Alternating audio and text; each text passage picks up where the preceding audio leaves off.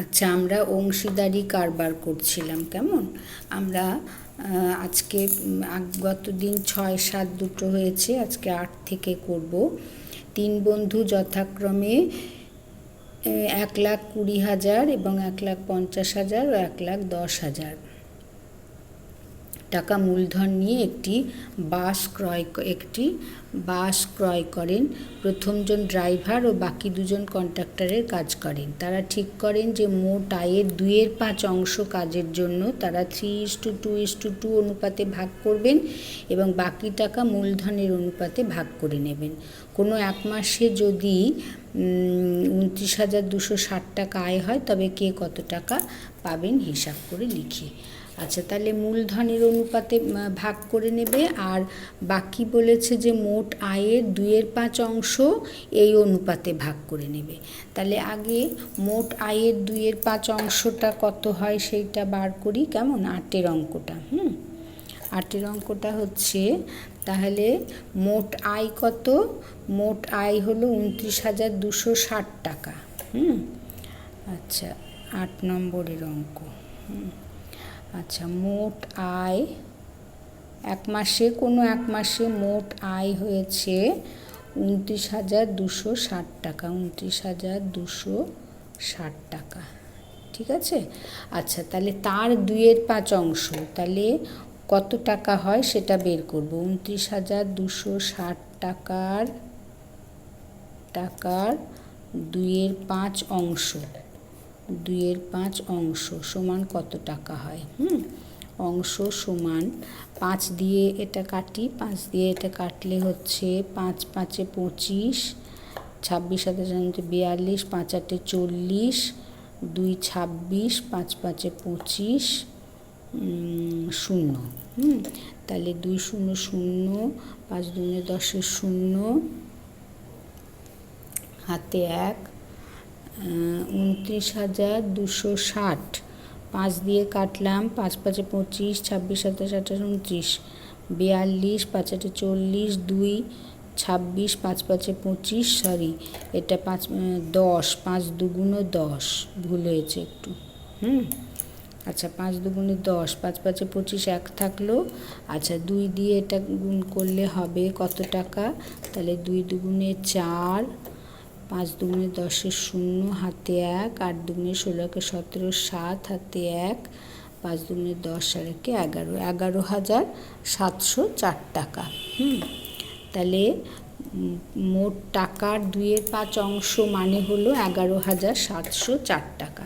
তাহলে এই টাকাটা তারা এই অনুপাতে ভাগ করে নিচ্ছে। তাহলে কে কত পাবে? তাহলে 3 বন্ধু 11,704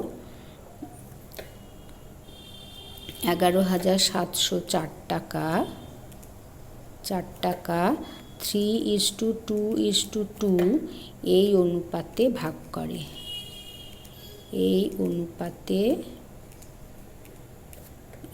এই অনুপাতে ভাগ করে।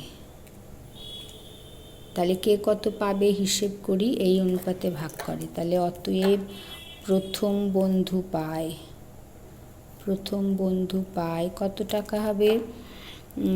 পায় হচ্ছে গিয়ে, এখানে 3 2 5 2 7, মানে প্রথমজন হলো 3/7, তাহলে 11,704 গুণিত 3/7, সরি 3/7, 3/7, তাহলে কত হচ্ছে? 7 দিয়ে এটা কাটি, তাহলে 7 একে 7, 8 9 10 11, 47, 7 7 6 42, 43 44 45 46 47, 50, 7 7 49, 7। তাহলে ইজিক্যাল টু 3 2 6, 7 3 21, 1 হাতে 2, 3 16 48, 49 50। তাহলে প্রথমজন পাচ্ছে এত টাকা। মানে এই টাকাটার থেকে প্রথম বন্ধু পেল। দ্বিতীয় বন্ধু পায় এই যে 7 ভাগের মধ্যে 2 ভাগ, 2/7 গুণিত 11,704। তাহলে এইটা কাটলে হলো 1,672, তাহলে ইজ ইকুয়াল টু 2 দুগুণে 4, 7 দুগুণে 14, 4 হাতে 1, 16 দুগুণে 32 আর একে 33, 3344 টাকা। আচ্ছা, তাহলে তৃতীয় বন্ধুও এটা পাবে, কারণ তৃতীয় বন্ধুও 3:2 তাহলে এটা হলো তৃতীয় বন্ধুও পায় 3344 টাকা হলো। তাহলে এই যে টাকাটা এই অনুপাতে ভাগ করে নেবে সেই টাকাটা, সেইটার থেকে এই ভাগটা হলো। এবারে দেখি তাদের মূলধনের অনুপাত। তাহলে বাকি টাকা কত রইল? আচ্ছা, তাহলে বাকি টাকা হচ্ছে,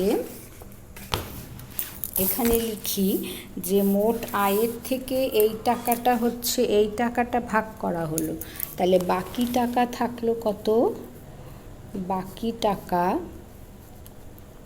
বাকি টাকা সমান, ওইটা হলো 29,260 মাইনাস এইটা, এই যে 11,704 মাইনাস 11,704। হ্যাঁ, এইটা কত হয়? বাকি কত টাকা দেখি। আচ্ছা, 4 এখানে 6 দিলে হাতে 1, 1 বসলো 5, 7 5 দিলে 12 হাতে 1, 1 1 2, 7 1, 17,556 টাকা। তাহলে বাকি টাকা এইটা। তাহলে এই টাকাটা হচ্ছে মূলধনের অনুপাতে নেবে তিনজনে। হ্যাঁ, এই টাকাটা মূলধনের অনুপাতে নেবে। তাহলে এবারে মূলধনের অনুপাতটা বের করি। তাদের মূলধনের অনুপাত সমান কত হবে? 1,20,000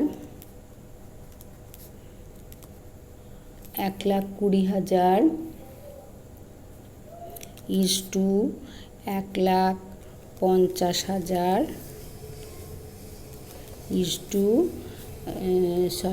ইজ টু আরেকটা শূন্য হবে না, 1,50,000 ইজ টু 1,10,000। আচ্ছা, ইজ ইকুয়াল টু হলো 4টে করে শূন্য কেটে দিই, তাহলে কেটে দিলে হচ্ছে 12:15:11। তাহলে এই অনুপাতে, এই টাকাটা তারা এই অনুপাতে নিচ্ছে। তাহলে অতএব এবারে প্রথম বন্ধু পাবে কত? প্রথম বন্ধু পায় কত হবে? এইটা 12, এটা যোগ করলে কত হচ্ছে? 5 2 7 1 8, 3 38। তাহলে প্রথম বন্ধু পাবে 12/38 গুণিত এইটা 17,556 এত টাকা পাবে। হ্যাঁ, তাহলে এইটাকে আগে দেখি কত হয়। 38 দিয়ে ভাগ করি 17,556কে। তাহলে 4 দিয়ে যাবে। 4 দিয়ে যাবে, 4 8 32, 2 হাতে 3, 4 3 12 13 14 15। তাহলে এটা 3 2 5, তাই 6 দিয়ে 8 6 48, 8 হাতে 4, 3 6 18 19 20 21 22, 8 9 10 11 12 13 14 15, 7 দিলে হাতে 1 হয়ে গেল। তাহলে 6 76 2, 8 2 6 হাতে 1, 3 2 6 7 হলো। তাহলে 462। তাহলে এটা কাটলে হয় 462। তাহলে ইজ ইকুয়াল টু 12 দুগুণে 24, 4 হাতে 2, 6 12 72, 73 74, 4 হাতে 7, 4 12 48, 49 50 51 52 53 54 55। তাহলে এখান থেকে প্রথম বন্ধু পাচ্ছে 5,544 টাকা। দ্বিতীয় বন্ধু পায়, অঙ্কটা একটু বড় যা, কিন্তু অঙ্কটা কঠিন কিছু নয়। হ্যাঁ, এটা সহজই, কেবল এই কোনটা কোন অনুপাতে নিল, আগেরটা এই অনুপাতে ভাগ করে নিল আর পরেরটা মূলধনের অনুপাতে ভাগ করে নিল। এই দুটো টাকা বার করে নিয়ে শুধু ভাগ করাটা বের করে নিতে হবে। দ্বিতীয় বন্ধু পাচ্ছে 12 তো নয় 15, 15/38। দ্বিতীয় বন্ধু 38-এর মধ্যে 15, 38 ভাগের মধ্যে 15 পাচ্ছে। 15/38 গুণিত 17,556 এত টাকা। তাহলে এটা কাটলে হলো কত, এটা কাটলে 462 হলো, 462। তাহলে সমান 15 দুগুণে 30, 0 হাতে 3, 6 15 90 আর 3 93, 3 হাতে 9, 4 15 60, 69। এত টাকা। আচ্ছা, এবারে হলো আর তৃতীয় বন্ধু কত পাবে। তৃতীয়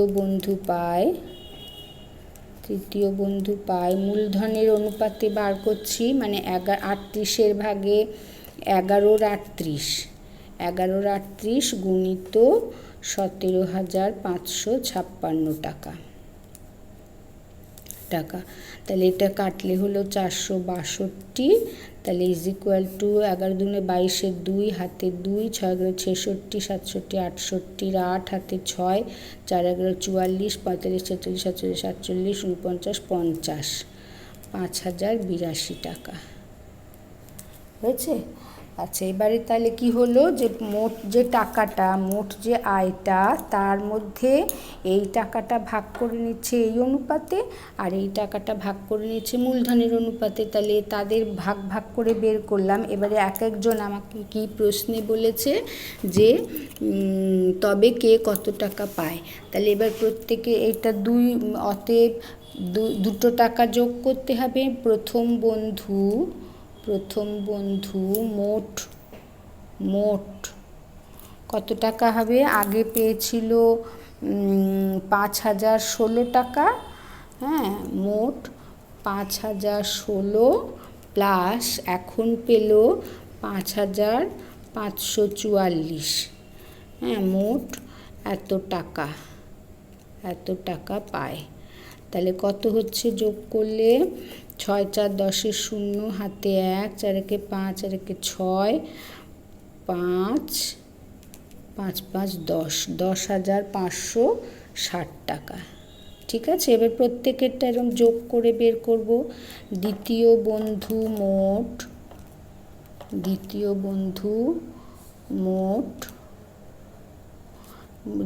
বন্ধুর কত, দ্বিতীয় জন এখানে 3,344 প্লাস এখানে হচ্ছে 6,930। দ্বিতীয় বন্ধু মোট এত টাকা পায়। তাহলে কত হলো, সমান হচ্ছে এখানে 4 4 3 7, 9 10 11 12, 2 হাতে 1, 6 3 9 একে 10, 10,274 টাকা। ঠিক আছে, 10,274 টাকা। আর তৃতীয়